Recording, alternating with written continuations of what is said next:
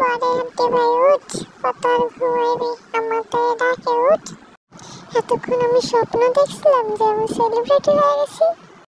এরকম গরুর মতো না ঘুমায় যা, বইটা নিয়ে একটু পর। মা আমি একটু গেম খেলি ফোনে, তারপরে আমি পড়তাছি। ফোনটা রাখ, না হলে তোর জুতা দেবে রামু। বেশি কথা না কর, বইটা ধরে একটু পড়, ভবিষ্যৎ তো তোর অন্ধকার। আরে মা যাইতেছে পড়তে, তুমিও না খালি ভয় দেখাও আমারে। মা শোনো একটা কথা। কি রে তুই এখনো এখানে? তুই কি আমার হাতে ঝাড়ুর বাড়ি খাইবি? তোর না কই তুই পড়তে বস, পড়া বাদ তুই এসব কি শুরু করে দিছিস? আর কি করবি কত তাড়াতাড়ি, বইলা টইলা পড়তে বস। জিমিন আরও আমার লাগে পড়তে। আমি এখনো ছোট, আমি পড়বো না, তুই পড়।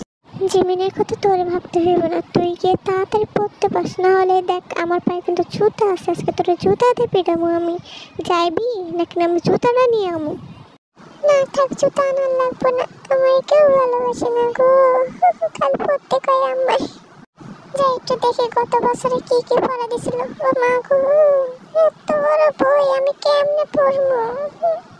আমি তো পড়ে শেষ করতে পারবো না। পড়ার আগে দিকে ঘুমাইতেছে, ঘুমাইতেছে। মা, ও মা, আছে নাকি? মনে হয় মা নাই, আমি এখন ফোন টিপবো। আর ভাল লাগে না পড়াশোনা করে, কে বড় লোক হয়? তাই একটু ফোন টিপি।